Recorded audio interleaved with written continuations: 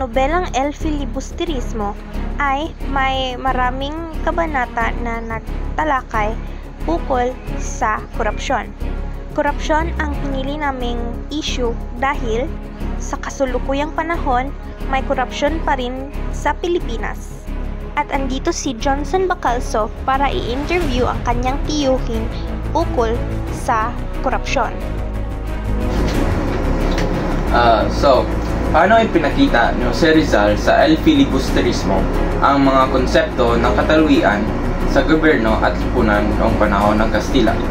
Okay, para sa akin noong panahon ng Kastila base sa El Filibusterismo, ipinakita ni Jose Rizal ang katiwalian sa pamahalaan at lipunan noong panahon ng Kastila sa pamamagitan ng pangyayari sa karakter at nobela.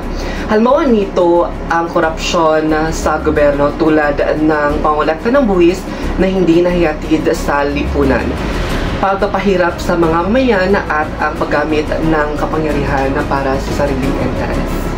Sa ikalawang tanong, ano ang halimbawa ng korupsyon sa pamahalaan na ipinakita sa nobela at ang kanilang epekto sa mga karakter at lipunan? Okay.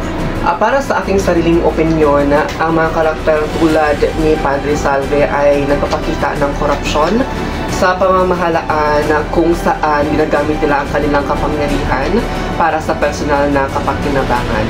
Ang ganitong mga gawain ay nagdudulot ng paghihirap sa mga taong karaniwang mamamayan at nagpapalakas sa impluwensya ng mga prayle at opisyal na pamahalaan.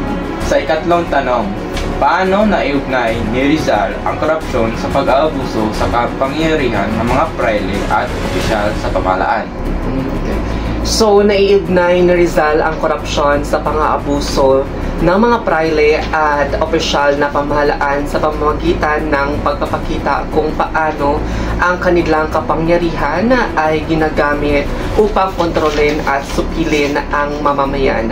Ipinakita niya ang pagkakasangkot ng mga ito sa krimen at paglabag sa karapatang pantao. Sa ikaapat na tanong, ano ang mensahe ni Rizal tungkol sa kalagahan ng paglaban sa katalwian at paano ito naging bahagi ng tema sa nobela? Ang mga mensahe ni Rizal tungkol sa kahalagahan ng paglaban sa katiwalian ay nagpapakita ng kanyang paniniwala sa pagbabago at pagpapanagot. Sa pamamagitan ng nobela, ipinakita niya ang kahalagahan ng pagiging mapanuri at mapanagot sa mga gawain ng pamahalaan at simbahan.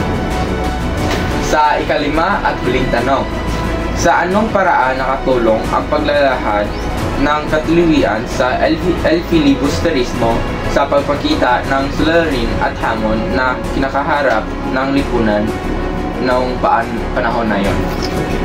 Ang paglahad ng katiwalian sa El Filibusterismo ay nagtulong sa pagpapakita ng mga suliranin at hamon na kinakaharap ng lipunan noong panahong iyon. Ito ay nagbigay diin sa pangangailangan ng pagbabago at pagpapanagot sa mga tiwaliang institusyon at opisyal. Ano ba ang mga aral na natutunan namin? Itunuro sa akin ng El Filibusterismo na ang masama ang kolonyalismo. Ang mga Espanyol na nang-aapi sa mga Pilipino para sa kanilang sariling pakinabang. Itunuro din natin ang aklat na itong ang korupsyon ay palaging problema. Kahit kayo na yung nangyayari sa lipunan ay mga katap-isip ng pangyayari sa libro.